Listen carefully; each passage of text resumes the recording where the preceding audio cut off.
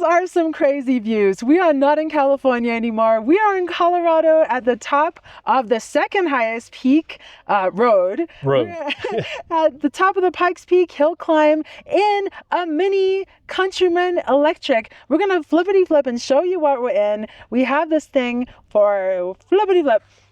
We have this thing for a couple of days here in Colorado, and we put it to the ultimate test. What a crazy thing to do, but this little Mini is going to go on the whole adventure with us. And we're going to show you a bunch of the other stuff and take a tour of it. But right now we're starting at the top of the mountain, but we're going to have a lot of fun with this Mini.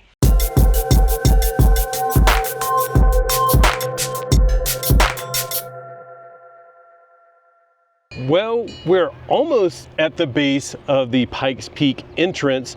This is actually the North Pole. I bet you didn't know the North Pole, or you thought we took a wrong turn. So we're actually just going to hop in the car, get some stats so that we can track efficiency on the way up and then back down. And it looks like a good spot to pull over. I think there's a spot at the entrance. We've never been up Pikes Peak. This is going to be a first for us. Woo, I can't wait. All right, we're at Santa's workshop, but it's time to climb, huh? Yeah, we're going to get you your stats right now. So it's, I just programmed it into Google Maps. It says 19 miles to the top. It says it'll take us 43 minutes. You will go slow, not like the racers that go at the Pikes Peak Hill Challenge. But let's get we're at 74% battery. It says we have 168 miles of range. So 74%, 168 miles. So let's see how much 19 miles of driving will take off of the battery. And then when we get to the top, we'll see how much it is, and then we'll mark that on the way down. So let's go have a beautiful scenic drive. Let's go.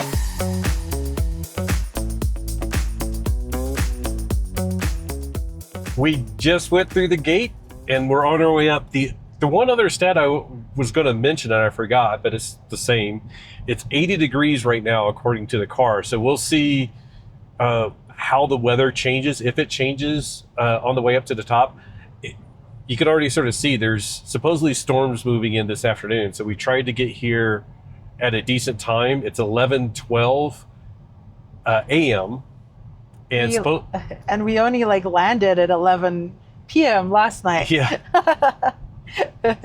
But yeah, this is the nice easy drive. It's 25 miles an hour. I'm excited to see the racers flying up here because I think oh, by the way, elevation 8,000 feet. The top is just over 14,000. So we're doing over 6,000 feet of climbing in 18 miles. Which is a crazy thing to do after you just landed in Denver. So wouldn't advise it. We don't know how we're going to do because altitude sickness is a real thing. So, but we just really wanted to take this opportunity since this is the week before we're going to see people race up here at, what are the average speeds? I know they go over 100 and... We're going, 23 now? Yeah, speed limit's 25. They're going for under 9 minutes. It's like the standard for the fast ones that get up the mountain. So that's pretty darn quick on these roads. And it's not even, we haven't got to the switchbacks and everything yet. I am curious, if they do any prep to the road before the race, because there was just some dirt and gravel. And I used to bike roads. I haven't biked up Pikes Peak, but I biked up Mount Evans, which is actually 100 feet higher. And it was always not so bad going up, although it's not great to lose traction on the uphill. But going downhill, it could be super dangerous. But the speeds that they're going, I think that's one of the challenges. There's so many challenges with Pikes Peak. It's such an interesting race. It's not like you're doing lap after lap. You get one shot. If you have an error or issue, that's it. Yeah. And there have been multiple deaths throughout the years. I was just telling Liv the other day, they used to race motorcycles up here, and they stopped that because they had a death, I think in 2005, 2015, somewhere around there. But the cars, of course, they're, got roll cages and all of that, but it's still, when you get up in altitude, it's a scary place to go off the side of the mountain.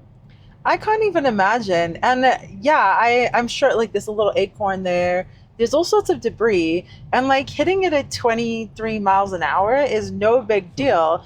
But we all know, like, hitting something when you're going at speed is so much more impactful. So I imagine they must have like race technicians all over. This is crazy because we haven't seen it yet in person. But like race technicians like clearing it, right? I could totally imagine that being the case. Yeah, I wonder if they fell. Do a street sweep, the night before, and they do their practice runs. They actually, like, this is the Friday before race week. Like all next week, pretty much Tuesday through Friday, they'll be doing practice runs, and they do the practice runs at like 6 o'clock in the morning till I think like 8, 9, 10 in the morning. They practice on different segments, but they're going up early in the morning. I'm wondering, like, do they sweep it in the middle of the night? But they must. And then here's like the nice straightaways where you can blast through. Actually, I just thought about this. I don't know where the actual start of the race is. I don't think. Should I look it up? Do I even have signal? Yeah, we probably don't have signal. Nope. I don't think I think they may start a little bit further up. I'm not really sure. We're going to learn a lot this coming week. We're going to be checking out the race teams, learning a little bit more. Bigfoot crossing coming up. I like that. It's not a pedestrian cute. crossing, it's a Bigfoot. And then you can see some of the cute. gravel on the road. So yeah, this is the road. We'll keep just checking in as we get up higher and higher. We got 38 minutes to get to the top. And I'm trying to make sure that you guys can see stuff, because like it's sort of hard to get the whole view. Maybe, yeah. We may relocate the camera. The camera so you get scenery. Well, yeah, that's a good idea. We'll stop at the first stop point or something. I do want to say it was really cool. So at the start, firstly, you can get your tickets online, and we are roaming. Oh, no, I think I'm on T-Mobile satellite texting. Because we're out of complete coverage, and I'm in their beta program. So that's so I might cool. try to send a text message. Yeah, absolutely. At some point too. That's a really cool thing to have. But so you can get your tickets beforehand, and make sure to screenshot your ticket, because there's no signal out here. Wow, there are cyclists. That is crazy. Yeah. I know you've done this basically. And in the summer months, you have to do a timed entry. In the winter months, a lot of it's closed. Well, they're mountain biking, kid. so they probably didn't go all the way to the top. That's true. But they look like they're having a great time. Everyone coming up here is having a great time. Oh, they probably did a drive up and then ride down. Yeah. But they prepped you at the gate. So they were like, take your time going up. Here's a map and everything. They have a cute little sheet.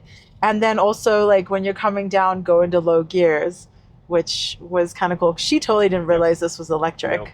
By the way, and I just want to emphasize the timed entry, because some national parks are doing that same thing. And what that means is, like, you book like a 2-hour time period. No, I don't want to do that one. That's a little... a 2-hour time period in which you can come up, and that way they don't get the like pullovers and rest areas completely saturated, like if everybody decides to come in at the same time. So you have to book those ahead of time. Now, for like when we tried to do Rocky Mountain National Park, I had to do it way ahead of time because it fills up. This one, it is a Friday, but like I literally just booked yesterday, so it was they still had plenty of slots available. But just keep an eye on that. You don't want to like show up to the mountain and not be able to get in. Let's pull over here and we'll switch the cameras around.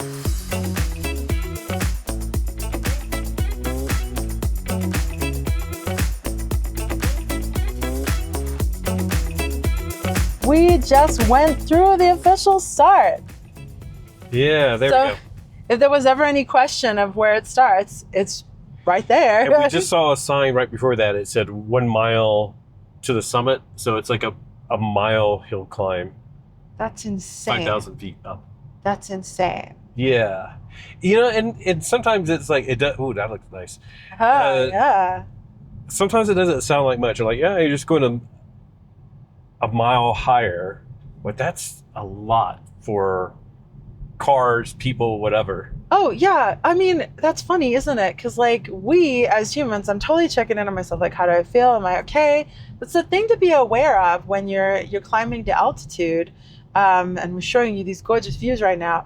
But so that's just us and our human body, which is really complex and magnificent. But like cars really, really, really are impacted too, which is why electric is so cool in this regard. Are you enjoying that view? Yeah, well, I'm just also watching the weather. So like there you go. You can sort of see the mountain is starting to get some clouds around it. I hope we don't get rain up there. That might make filming a bit difficult if we're got rain and cold. And I checked, and I think the low temperature at the top is about 36 degrees. The high temperature is like 52. So hopefully we get some 50-degree temperatures, because otherwise I will not be filming outside. There's a school bus. A school bus. How cool would that be? Come here with your school. Could a school bus do it in 9 minutes? Yeah. Well, 2 years ago, Ford did it in a van. That's true. Last year they did it in a F-150 Lightning super truck. And then this year, the Super Mach-E, Super Mustang Mach-E. Super Mustang Mach-E, also a superhero that we should design immediately. Oh, we might be, using some AI to do that. I know. I love that we're capturing this footage, though, of the race course, because this is going to be insane next weekend. Like, I just keep imagining how slowly we're crawling and how fast they're going to be. Yeah, I'm glad to take it slow because I want to enjoy the scenery, but it would be fun to just not go crazy, but just to have a little bit of fun, you know? What incredible reflexes you must need to have to do this. Yeah, and I really hope we get to talk to Romain Dumas or any of the drivers, because I really am curious. It's like, how does all of it take shape? I know it's, tons and tons of practice, but it's also must be just like there's, in addition to the reflexes, it must take a lot of good sensitivity to road conditions. And last year, Kyle Connor did a long video, and Sri, who we know, he works on the Ford Performance team, he was saying that Romain Dumas was talking about, like, the car got loose. It felt like he was getting pushed. And then they actually looked at the data, and it was like, yeah, he came around a corner, and there was like a wind that ended up hitting him from behind, and it was like a 30-mile-per-hour tailwind, which makes the car less stable because, like, you're not pushing through the air and getting the downforce that you normally feel. And it's sort of like, wow, he picked that up. Now, I will say, like, on my bicycle, I've done some of these where you're coming down the hill and you come around a corner and you hit a wind, and you're like, oh my gosh, you almost get blown over. So that's why they don't let motorbikes do this race anymore. Yeah, because especially on a motorbike, if you go down, part of the benefit is sliding, isn't it? But it's not like you have anywhere to slide here other than off the cliff. You're going off. Yeah. If you haven't watched any of the footage, it's just absolutely crazy, how fast they take these curves and corners as we creep along. And I'm totally good with this. Like, yeah, because it's such beautiful scenery too. I'm really just happy to be out here and experience this, and experience it in an EV. Talking about the hill challenge, I posted something about or actually Ford Performance posted something about the Super Mustang Mach-E going up, and people were like, yeah, but the challenge of the hill climb is going up with your gas powered car, and I'm like, yeah, and they solved the problems of going up in a gas powered car by going up in an EV. So for this, is sort of like the perfect scenario for an EV, because you don't need a ton of battery. You just got to get up the hill one time, and you don't lose power because cars have to have oxygen. So like their performance level, even like in Denver, Colorado at a mile high, isn't as good as sea level. And then when you add going up to 14,000 feet, you lose a lot of performance. In fact, it's about 3% for every 1,000 feet, I think it is. So at 14,000 feet, you lose about 40% of your horsepower. Turbos can offset that. Superchargers can offset some of that, but just really a lot of power loss. And in an EV, you don't lose any of that power. I think it's so interesting, and it's really cool because, sure, this insane 100 miles an hour up up a mountain thing is not something that most of us can do, or most of us really relate to, right, in our daily lives. But the power of your vehicle, the way that it performs at different altitude, things like having an EV in cold weather and hot weather, all that. So that impacts us. So it is really cool. Have a little fun. Just stepping on it, like it's like there's no difference in feel other than that we're at an incline. And it's really cool that you can see the benefits of an EV in that way, and that's something that we all get to enjoy and kind of like keep in mind depending on where you live. So, by the way, we're already at 63% battery. My gosh. Temperature's now down to 69 degrees, and let's hit the Android Auto button and see how far we have to go. And we're at our first switchback. I gotta tap this camera. Like, imagine this at 100 miles an hour. Okay, they're not doing 100 miles an hour. Imagine this at 50 miles an hour. And we have 9.4 miles left. Woo, 17. By the way, this is sort of also like an evaluation of like the handling and the turn radius and all of that. That felt really nice and good and easy. That seemed really comfortable, and we've been in some larger cars with like less good turning radius recently. And the light turning light feel of the steering wheel made that just like really nice and casual. Like I like that. Mm-hmm. So we're also seeing a lot of the prep for the race. So putting out some barriers for crowd control mostly. A lot of people camp out. Like I think they open up the mountain like at 2:00 in the morning so that you can get your spot. If you I know, I'm feeling it.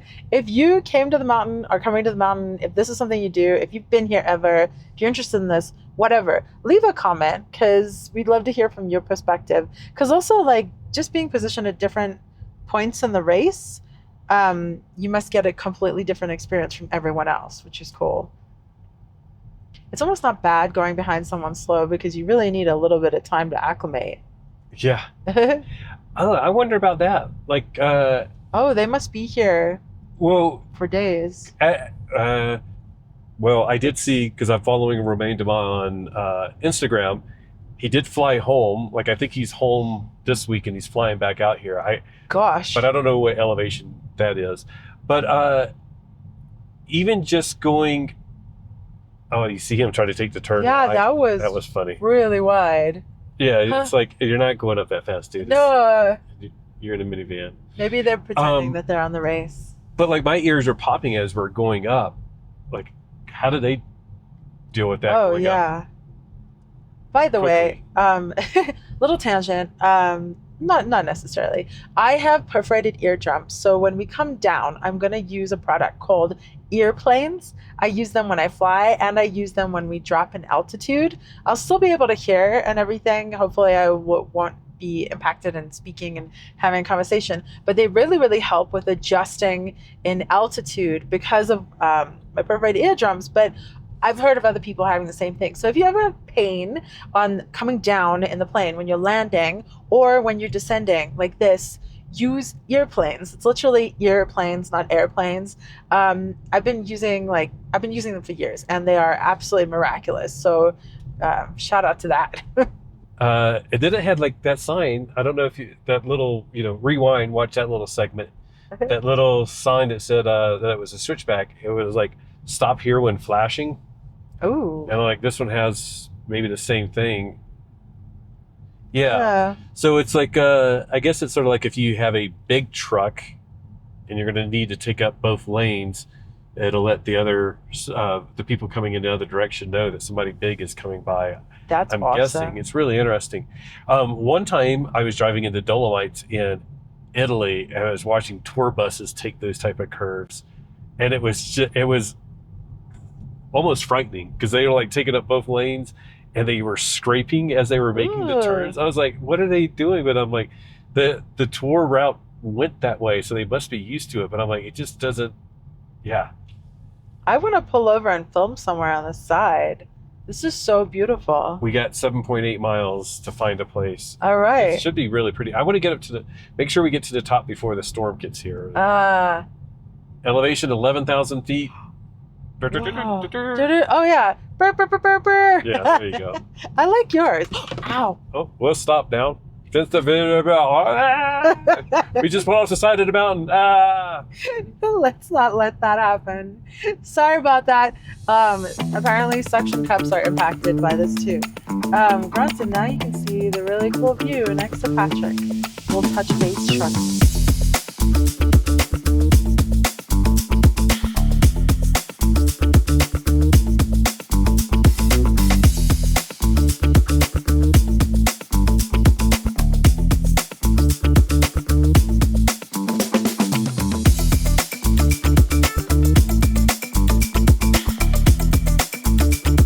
We just broke through the tree line, so we had to start filming because this is crazy looking. And then up straight ahead, you can see the switchbacks. That looks so cool. Here, and I'll grab a little with my phone too, so hopefully you guys can see. Can you see the multiple layers of cars going up? That is And insane. school buses. And school buses. So I think it is funny. It's like, yay, let's go have fun taking the Mini up here. And I'm like, yeah, we're gonna school be buses. Yeah. We'll be behind school buses. Our camera's all crooked because it fell down and I wasn't gonna put it right up, but it got just so cool looking. This is incredibly picturesque. Oh yeah, the school bus needs all of its own space.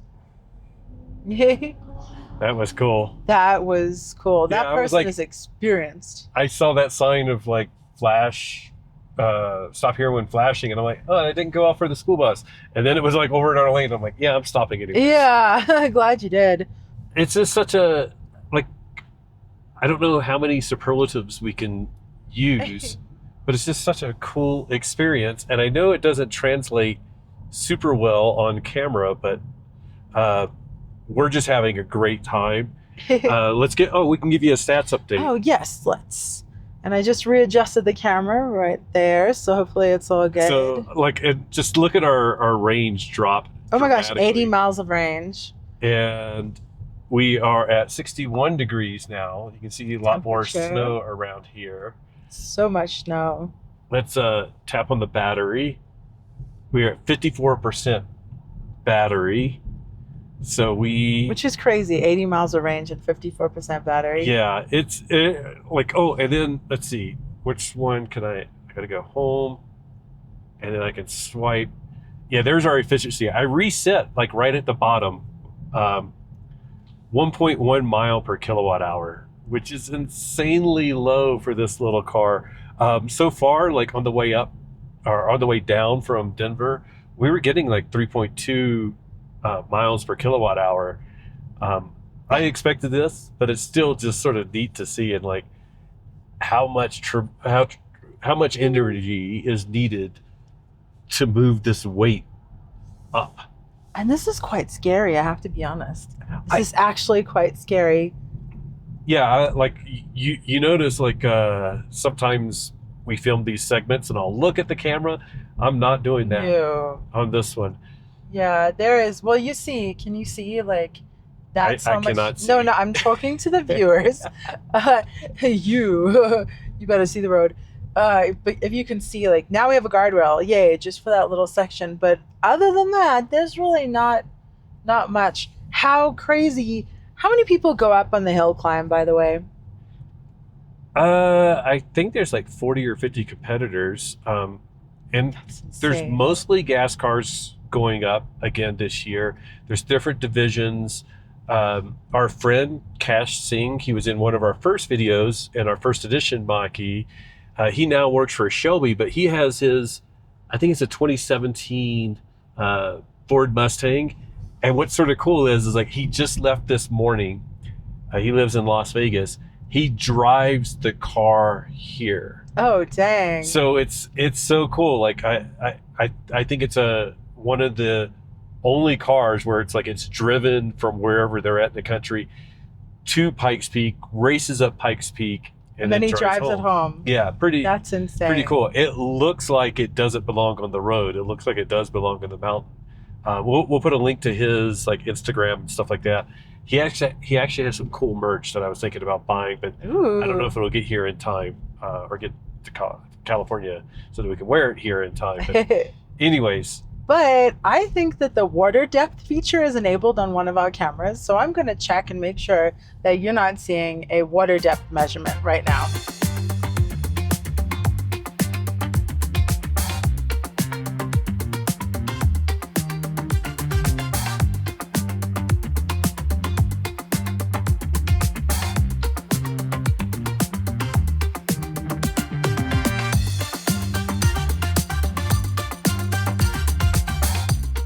We are 1.5 miles from the top. Yep. Ooh. And it's not this section. We just turned the camera on because I was like, wow, this is some like not bad pavement as in their potholes, but it's like little things like that little dip you probably didn't notice on the camera. But the pavement's like a little bit wavy, which 25 miles an hour. Yeah, there you go. Like we're getting some little oops. You can sort of see the lines are a little bit like 25 miles an hour. There's no side.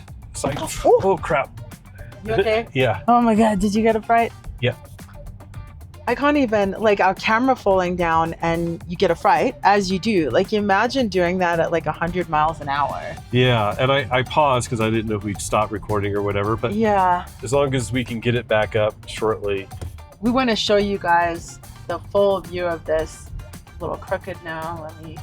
And we were just theorizing too, like, oh, here we go, here's some more bumpy things. I could not imagine taking this at like 60, 70 miles an hour. It's actually making me anxious just like thinking about it.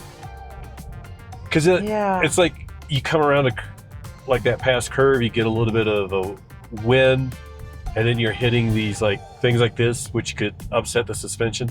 That's one of the things with the Super Mustang Mach-E with over 6,000 pounds of downforce. I'm sure that helps, but still, like you get launched up with one of these dips. I'm like, oh, there's so many divots. Yeah. And like, unfortunately, our cameras are really good at stabilizing. So I'm not sure how much you can see. Or the camera did water depth enabled again. Is it because we're so high?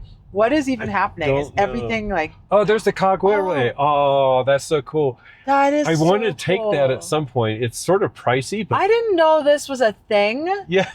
It wasn't running for years, but what great timing. We did that just for you. We're going to go back down, then go back up. Someone's filming us and we're filming them. That's really cute. That looks really so neat. Fun. Wow. I wonder, does that go in the winter? No. Yeah, okay. Everything is covered.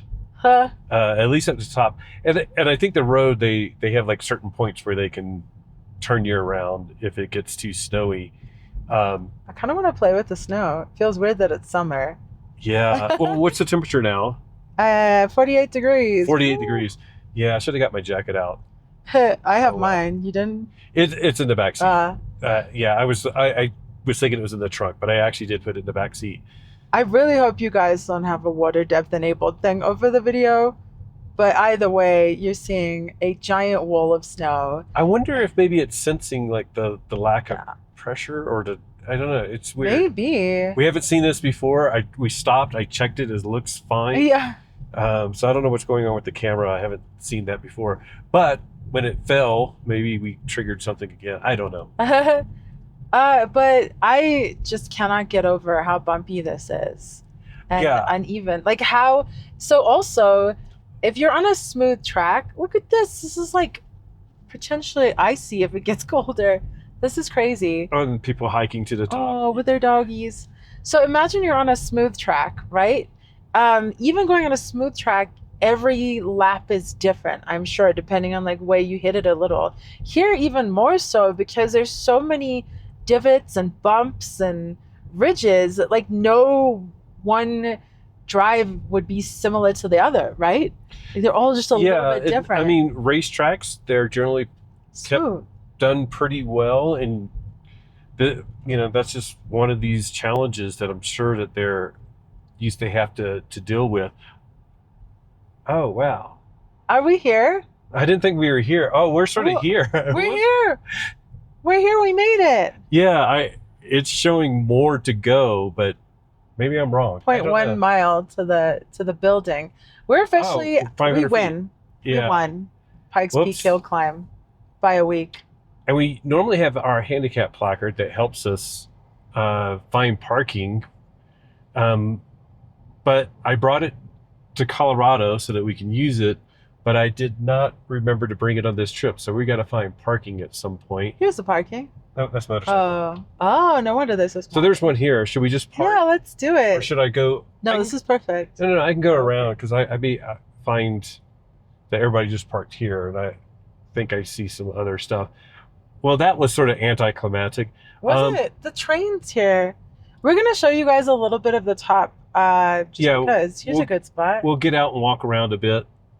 Yeah. And but first, we got to get our stats. Let's see. Oh, wow. This is going to be so fun. This is crazy. So let's see. Let's get our final stats. Let me put it in park. That would be definitely... I like that all of our cameras have just been messed up all over. All right. So we're going to click on battery. We are down to 47%. So we went from 74 to 47%. The range, I forget what the range was, is 180? 180? Yeah. Okay. But we're down to 59 miles of range, which of course is enough to get back down. Now, spoiler alert, like we did this in our Mach-E going up and down Mount Evans, which again is technically like 100 feet higher. We gained a ton of energy coming back down. So I'm excited to see what that 47 goes to on the way down. And if you haven't watched that video, you should go back and watch it because we had technical difficulties and I could tell you about it, but then you wouldn't go watch the video. It was sort of, we thought we might have to get a tow, but we didn't. And we were like one of the first people to experience that specific issue, which is now no longer an issue, but very early on. So we're going to get out, walk around. We'll take you on a little bit of a tour. It's going to be cold, so I don't know how long I'll last, but I do want to make a bathroom trip and reset our cameras. And see some sights.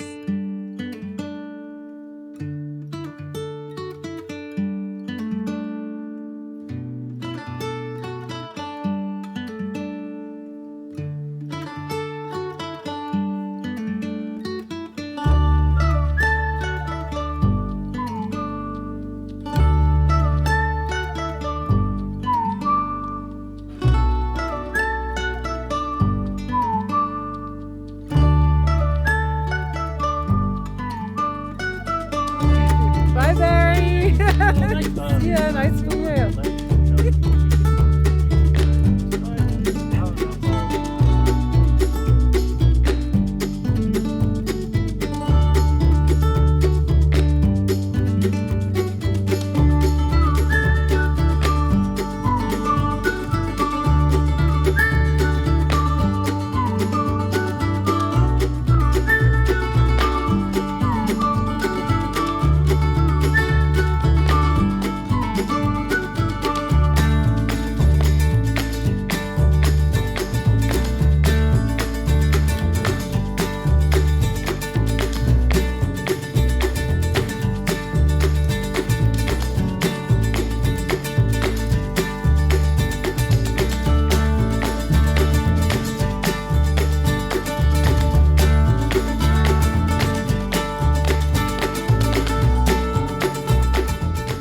Just heard thunder and lightning and a bit of snow. I saw some off in the distance, but then I heard stuff. And if you are not from a place where it thunders and lightning a lot, you don't want to be on a mountain when it gets close. So we're going to head back down. It's also getting cold. We saw a few snow flurries as well. It says 46 degrees. It didn't feel that bad at first, but as soon as the wind kicks in. So anyways, should we get our stats? I mean, they're the same thing, but we'll just reemphasize. We're at 59 miles of range, 46% battery.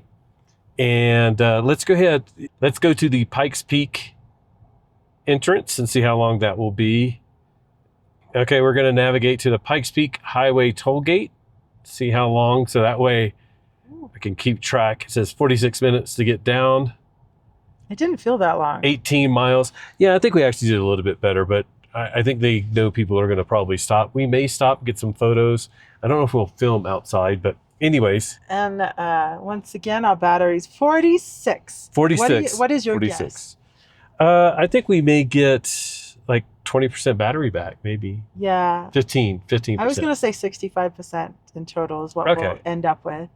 We'll see. Good All right. bet. Let's go. Now that we're heading back down, first thing is like put the regen on for the descent down. It does do blended braking, which means it's going to do regen at first anyways when I use the brake pedal. But it just makes it nice and easy. Like as I'm going down the hill, if I need to slow down a bit, I can just take my foot off the accelerator, and I start slowing down. But we're already at 47%. We just left the hill. So this will be interesting. We sort of talked about, like in our Mach-E trip up, we like had an error basically because we did too much regen on the way down very early in the Mach-E, and they fixed that literally that week. So no longer an issue, but it's sort of interesting. Like, have they tested this coming down a big descent like this? So it makes me a little bit nervous, like just from that experience, but I know we're fine. And you should definitely go watch that video. You should definitely watch that video. And honestly, that was really cool, by the way. Like the top of Pikes Peak is awesome. Having been at the top of Mount Evans, I feel like there's more stuff here. It's a little more like taken care of. They have a cafe there. I think there's just more room. They were able to build more stuff up here. The cog railway is super cool, and they definitely want to take that at some point. And they don't have anything like that at Mount Evans.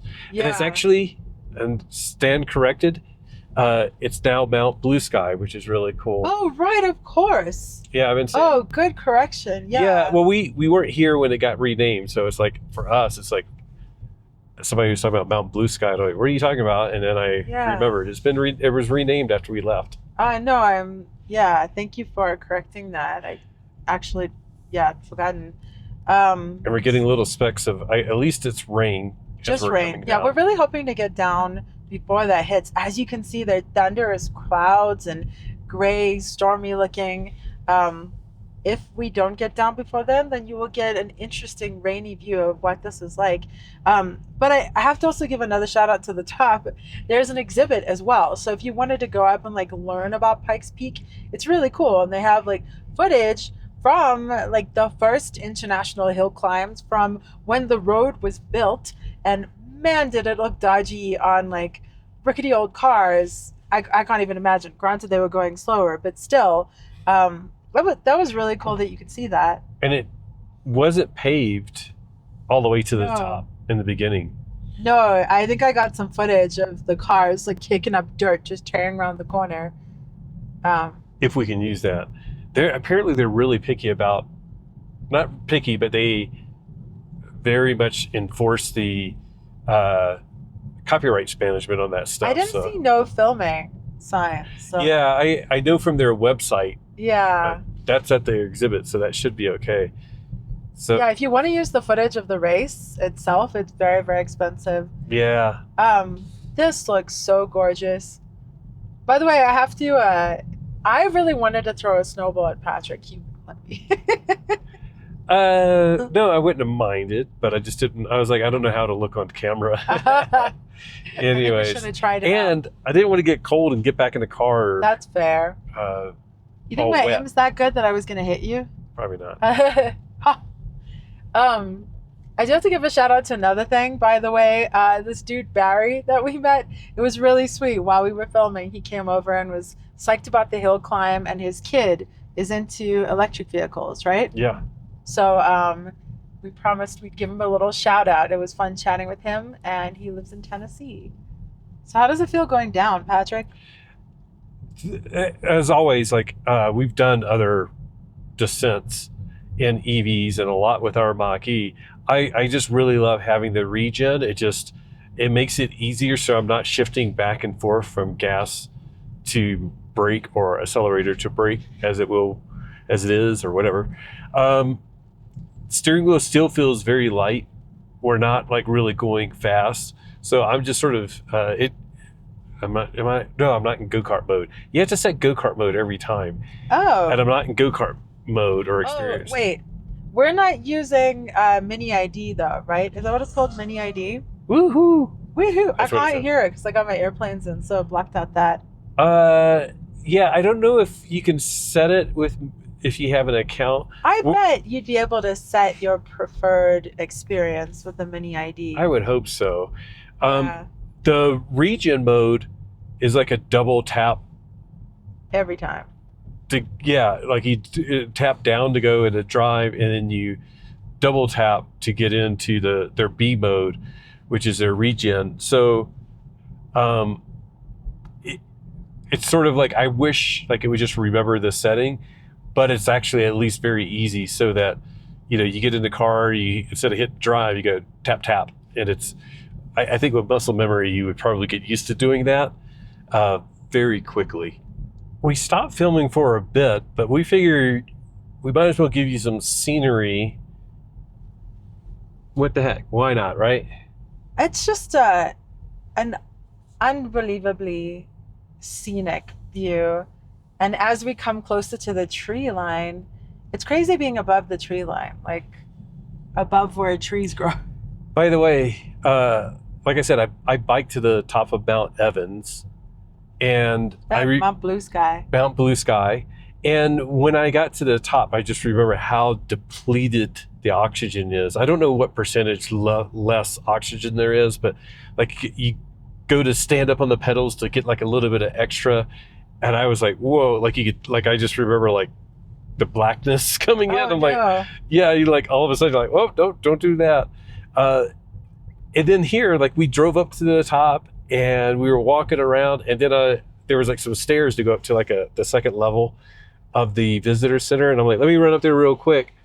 And I went up, and I was like, run or walk up? I walked up fast, and I came down fast. And then I was just like, oh, I'm out of breath. And it's so amazing. And that was when I walked over, and I was like, what were you doing? She just, yeah. And even just sort of, I saw the car, and there was like nobody parked beside it. So I was like, oh, let me walk over there real quick and take some photos. And I was like, ooh. This is pretty.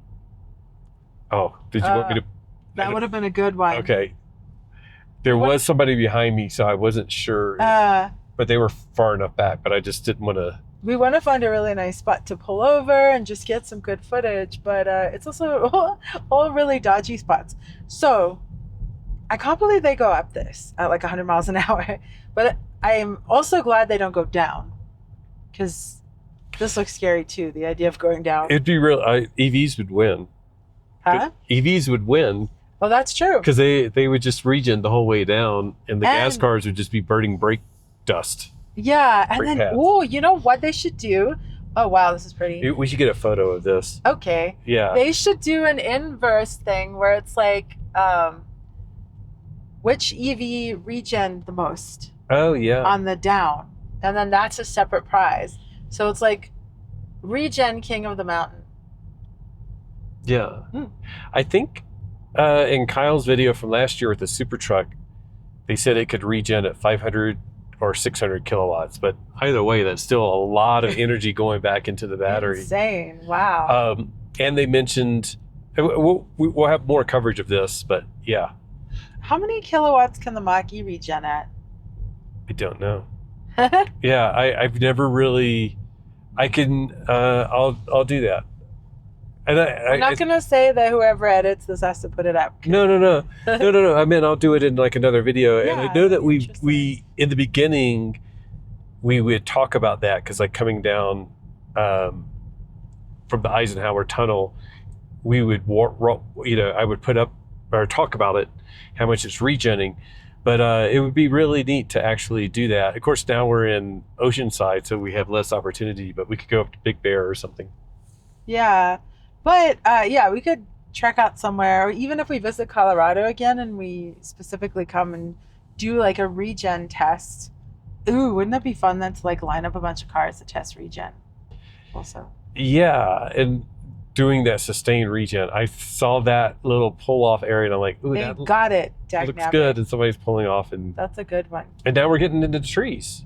Oh man, this looks so pretty. I'm glad we're filming it all. Just to capture how gorgeous it is. And we'll just so that we can give you some stats. Ooh. We'll do the battery. We're at 51% battery, 100 miles of range now. 51% battery. That's crazy. It's pretty cool. Awesome. Oh. Oh. Ooh. Oh, there's a dip there.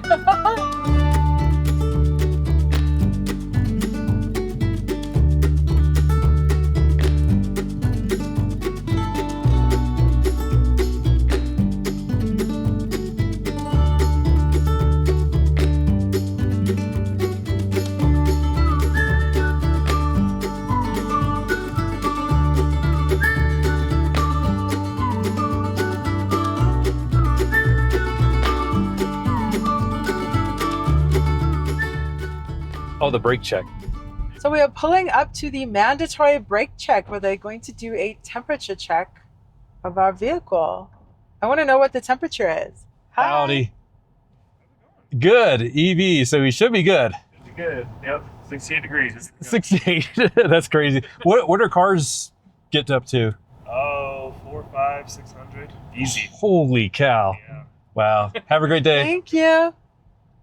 I couldn't hear the numbers because of my airplanes, but what Wait till you hear them. Oh. 400 or 500 degrees. is what cars normally get? Or can get up to, I guess. And what were we? 68. Not even 100. That's crazy. That's great. Wow. I want to know, was that the Jeep? Or was it? Yeah, I want to know what theirs was. Oh, hello. Yeah, we'll see. I think I could just go around, but I'll just make sure we're good. Yeah, yeah, they're just dumping. Is this for the race? Whoa. Stuff is happening. That's cool. I'm glad we got the numbers. That's so interesting. Yeah, it's really cool. Like, I knew it would be a difference, but yeah, like I haven't touched the brake at all, and I'm assuming that it's just doing all regen at this level of going down the hill. Yeah. Like if I was going down fast and then like had to use the actual brake pedal to get more regen than what it's get more slowing than what the regen was providing, then my brakes may get a bit hotter. But yeah, we were literally just like using regen the whole way. Oh, so let's see what our battery percentage is. Not that it changed much since the last time. Let me get my phone. Oh, that's all right. We'll just say we're at 51% still at 80 miles of range. So we got 8 more miles. Cool. Didn't it go up higher, or did it? No, I don't remember. We'll figure this out when we're editing. By the way, something I thought that was quite fun was like when we were rolling up, he knew it was electric, and you could see he was like not gonna check it. Sort of like when someone cards you. And you can see that they're like, yeah, you're way old. Yeah. You're way old enough to drink. Like, so it sort of, didn't it feel like that? Like, yeah, you're fine. A courtesy. Which, as we came in, it was like, is it EV? What? It's EV? They oh, didn't know? yeah. Or they were like telling us like how to use the low gear. But he obviously checks all the cars all the time, so he probably pays attention. Actually, that must be a really interesting job. Like, wouldn't it be fun to interview that guy and see what his experiences are and like what cars overheat the most? I just think this is a cool test. I wonder if it's not necessarily just want to make sure I'm not doing anything. Yeah. Anyways, I wonder if it's more of a particular type of driver than anything. You know what I mean? Like, and also external temperature. It's external. It's more of just like who's riding the brakes all the way down. And it reminds me like biking. We would do the America's Most Beautiful Bike Ride, which is around Lake Tahoe, and you could sort of tell the people that came from, like, no offense, but like Kansas or Florida, because they were like riding their brakes all the way down. Yeah. And the team from the Colorado Rocky Mountain team, a lot of us, not all, would fly down the mountain just 46 miles an hour or whatever, you know. Daredevils, because you're used to it. Yeah, you get used to it. This is really exciting, by the way, seeing all the setup. Like, it feels quite real. Yeah, it has a like whole nother level because like I biked up Lookout Mountain in Golden, Colorado, right before and right after they had a bike race, and that's way less preparation than this. I wonder what their brake temperature was. I know they're riding the brakes off and on, Yeah, not too bad. Not too bad. And I wonder, like, because if it's a RAV4 Prime, they may have regen. I can't see. I don't know. I think yeah, it's an perhaps XLE. they're regenning now. No, I don't think it's the hybrid. My mom has a RAV4 Prime. Wouldn't it be fun to just steal it and come up here again? Oh yeah. See if we can fill her battery up Yeah. on the way down. How quickly can you fill up a hybrid battery on regen alone? 53% battery, 100 miles of range. Dang. Well, it is thundering and lightning, so we are going to make our way down the mountain. We've been driving for a little bit, so we're about, what, halfway down? About halfway down. Yeah, so I don't know if we're going to outrun the storm, but if it does rain, we're going to see how the Mini performs on curves with rain. Yeah, and it's not so much I'm worried about the rain because we're going so slow. It's just more of like, it's just not the wind, the storms, the lightning, and we want to take photos. And I'm already like, yeah, I don't want to be outside taking photos on a mountain with lightning. No, absolutely not. But before the downpour starts, we thought we would chat with you guys and get Patrick's input on what it was like driving the Mini Countryman up and down so far. Like, how has it performed? It, like, going up, it just doesn't feel like it's affected at all by the hill. So that's great, or the mountain. By the way, it's really interesting. Like, they're putting so much dirt, and then now they're going to race up here, and it's like, seems like it would mess up traction. Yeah. But coming down, it's fantastic being able to, lightning, the regen braking. And in fact, a couple of miles ago, there was the brake checkpoint, and it was 68 degrees on the temperature for our brakes. And the guy said, yeah, it's not uncommon to see like 400 or 500 degrees on the brake temperatures for people using gas cars, because that's the only way to slow down. We got some raindrops too. And so, by the way, yeah, the brake check area, they check everyone's brakes who are driving through. But it suddenly seemed like when he saw us, he could tell that it was electric. You could tell. And it seemed like more of a, like, because he had to do it thing. But he was definitely prepared for the temperature to be fine on the EV. So that's a really cool bonus. It's just cool. Yeah.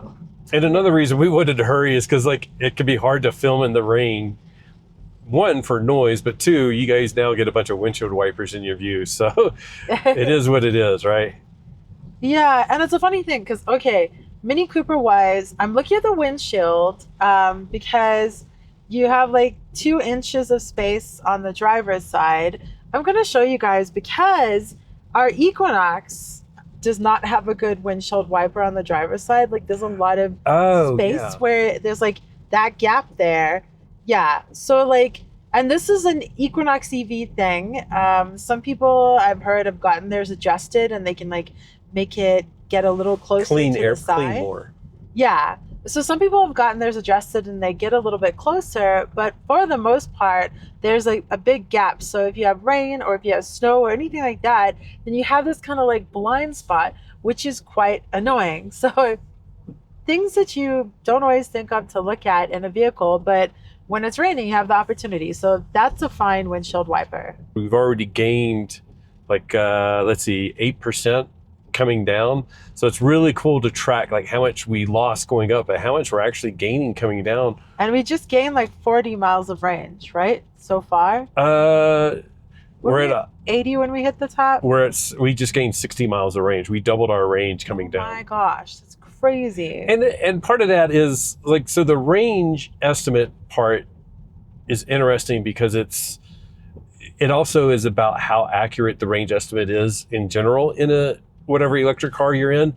So wide variations can be sort of interesting when you're just driving around town. This is sort of to be expected because it didn't know that we were going to be going back down a mountain and regenning. But you do. So if you are doing your first climb as an EV driver, and you're seeing your range drop dramatically, you know that you're going down on the other side, don't freak out too much. Yeah. Be prepared for it, but know that you'll get your range back if you're going back down. Yep. The other side. There was one time in our Mustang Mach-E, we were coming back home from Las Vegas, and you got the last big climb really is the Eisenhower Tunnel. It's over 11,000 feet on I-70. And when we got to the top, it said we would get home, I think, with like negative 12 miles. And then we ended up getting home with 32 miles of range because we regened on the way down. We still use energy, of course, to get home. But it was like, you sort of just, we were still new then. So it was still like, let's make sure there's a charger on the way home in case we don't get enough. But then by the time we got down into Denver, I was like, yeah, we're good. So we are going through the official start. is that the start, or is that just like, I thought that was I don't know. I thought that was the start. I'm making sure the camera was going. We had to keep rolling because there were cars there. I almost want to turn around and go through again. I love going through a finish line or start line. It's also really neat that we went from no trees to like pines, and then now we're getting down and there's some aspens mixed in as well. So it's really neat seeing, like, as we go down in elevation, different types of vegetation that's available. You look at things very differently when you're thinking about people driving so fast. So I keep trying to envision, like, if this is part of the race course, like, what would this be like for them? Honestly, the most terrifying part is that whole, like, I don't know, 8-mile section of the top. The last, like, 3 miles or so, I think, is when it got really sketchy. Yeah. Lack of guardrails and the uneven pavement. I think that would just it's sort of like, even there's this like on-ramp that's actually here in Denver that goes from the 470 to northbound I-25, and it's like this nice, really smooth. It's your favorite, isn't it? Yeah, it is like freeway to freeway, and you're like, it's a flyover, and I love it. But there's just like one joint where the concrete meets, like as you're banking, I guess, and curving around, and you hit it, and it's like, that's always sort of like my test of like a car suspension, because it's like some of them you hit it and you're like, whoa, and it feels like you're about to be thrown off the side, and others it's harsh, but just like it feels just planted. So it's sort of like an interesting way to test a suspension. It's like, what happens when it gets your downforce gets disrupted for whatever reason. And that makes me think, wouldn't it be cool to use the Super Mach-E, the Super Mustang Mach-E, like to get to drive it up at like 20 miles an hour even, but just to feel like, is the incredible performance of it, like, what does that feel like? Because it must grip so much better. Although it's made to be driven fast, isn't it? Because a lot of that downforce is applied by the air as well, huh? Yeah. Oh, yeah. So, like, what's the sweet spot? Yeah, that's part of it. Is like you have to carry the speed to get the downforce. So yeah, I that's actually a good question that we can talk to them about. But by the way, we've had some special opportunities, and I've gotten a couple of an extra opportunity to ride in some of these e-demonstrators, as Ford Performance calls them. So I got to ride in the Lightning switchgear, which is their off-road truck built off of a production Lightning. We both got to ride in the Mustang Mach-E 1400, which was unbelievably fun, and that was with Von Gittin Jr., as well as the switchgear. And then I got to ride in the super van with Jim Farley, no less. Like, he was driving and took me on the racetrack at Charlotte Motor Speedway. I'll see if I have all the footage or links, and could at least post them in the description. That'd be a fun compilation, wouldn't it? Yeah, very, very lucky to have gotten to experience all three of those. And now we're gonna ride in that. Yeah. Wouldn't that be Well, great? so it makes me want to ask when we talk to them about the Super Mustang Mach-E. It's like I know for this race they have just the one seat, but like, is there room? Can you add another seat? And at some point, can I get a ride? Yeah, we'll squish. Yeah, I know. Just throw us in the back. Yeah, totally fine. It has a roll cage. Just strap us down. But yeah, it's a whole nother experience too. Riding in something that powerful and capable with the intent that it was, built for. I remember riding in a super van with Jim Farley. It was actually funny, and I won't go in. I won't do too much story time.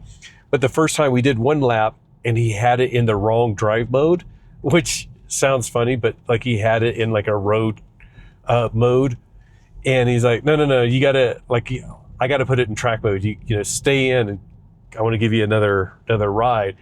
And it was just sort of like, I knew he's a good driver, but it was still like, oh Lord, we're going at that wall really fast. And, everything worked out well. I'm still here, but it really is like very interesting to see the difference in and just knowing I would have went at that a lot slower. I'm so glad you got those opportunities. I was just thinking, I wonder if Jim Farley could do the hill climb. Probably experienced enough, huh? If we ever meet him again, we will ask. Is like, hey, have you ever thought about doing the hill climb? I don't know if I'd ever want to volunteer someone to do it, though, because it looks so dodgy. Yeah, I'm sure the stockholders are like, no. No. It's bad enough that you're on a racetrack, because he actually races in some classic races, classic car races. The 60th birthday of the Mustang, he raced over in England, I believe, in a 65 Mustang or 66. And I think this weekend, the Mustang Challenge is happening in Le Mans. And I don't know if he's going to race in one or not, but... Is that what people have gone to? Because I saw people going to Le Mans now. It's the 24-hour Le Mans. It starts Saturday and ends Sunday. But they're doing some Mustang Challenge. They literally shipped 40 Dark Horse R Mustangs, gas Mustangs, over to France for the race. Cool. Yeah, very cool. Very gas, but anyways. We're now leaving Pikes National Forest. Burr, burr, burr, burr, burr. I feel like it should be like, burr. Let's get back to EV stuff. We're almost at the end. So we'll take a break, and then we'll give you our final stats at maybe the North Pole. Oh, yeah. Or that's where we started the stats. So we'll stop at the North Pole. One last big curve, and we should be at the entrance again. Still just a little bit of rain here and there. Probably snowing at the top. Yeah, maybe. I know it was supposedly 36, but they still said snow, chance of snow this afternoon. But yeah, there's the entrance. We'll have to go through slowly. Excuse me, sir. We're trying to leave the park here, or the road here. And then Santa's workshop is just around the corner, so we'll stop there. Which I bet is a cute statement you didn't think you'd be saying today. Yeah, it's Santa's workshop. We're going to Santa's workshop. It's just around the corner. So bye, Pikes Peak. I know. It's sort of I just want to go again. I know. By the way, if we didn't mention the pricing, it was $18 per person, $2 reservation fee. And you get a 2-hour window. For the reservation. And you can also get a carload. I forget how much that was, but it didn't make sense for just the two of us. But for a carload, I guess it would. I wonder if you are going with multiple people, cram them all in one car, and then empty it out. All right, so here's the North Pole. Let's just pull over real quick. Yay. I'm going to go like this and face the North Pole so that we have some fun scenery while we go over our stats. So let's I was going to hit park in the Equinox, but it's different. Okay, so do you want to take any guesses? I mean, we can sort of see there. I don't think we got up as high. I'm sticking with my 65%. I think it's lower though. based on what I've been seeing. But first of all, 178 miles of range crazy. and 57%. That's lower than I thought it would be. Me too. But it's pretty good range. But the funny thing is like we're only at 240 miles of range for the car, right? 230 or something like that. I forget what it is. So that doesn't seem like it's entirely equal to 57%. So it started underestimating how much range we had, and then now it's overestimating. So we are just going to head back toward Denver and see how this goes, and we may have to charge before we get back to Denver. We got a couple of days in Denver where we're going to go explore, but I think we can wrap this video up. I mean, that was our Pikes Peak Hill Climb Challenge mini style. Our mini Pikes Peak Hill Climb Challenge. Yeah. It wasn't mini though. It was full. It was the whole thing. And I thought it was really awesome. One, I think we suffered more impact than the car day. 100%. Yep. I still got my earplanes in. Both of us were like out of breath and everything. The car felt great the whole way. Slight headache, which happens as well. Yeah. So it was interesting. Wow, they're just flying through the North Pole. But yeah, overall it went great. Didn't expect any different. We had that bit of like flashback to when we had the issue with our Mach-E, but again, that's been all fixed. It's just really beautiful drive. If you ever are out here, try to make a detour, give it time. We felt a little bit rushed because of the rain coming in, but it's all just a lot of fun. One of the things to note as well, I mean, you probably notice if you know weather at all, is that it's better to go up earlier than later, because that's when the storms usually start firing up, which is what's happening today. But keep an eye on the weather and stay safe. But on that note, thank you so much for joining us for this video in which we took an electric vehicle up the Pikes Peak Mountain Road. Mountain Road. I was going to say Raceway. No, Pikes Peak. America's Mountain. We'll just go with that. America's Mountain. And that EV was the Mini Countryman, which is an awesome way to break in our time in this. If you want to see more about the Mini, we will have a separate video on that. Unfortunately, it's going to look like it looks like now. It'll be messy, rainy, everything. We love to show you guys pristine cars, but this one has been put through its paces, and it was really cool to put it through its paces going up this mountain.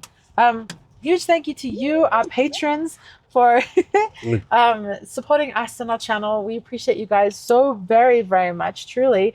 It's because of your support, our patrons, and you, our YouTube members, thank you, and you for watching, that we're able to cover things like the Pikes Peak International Hill Climb.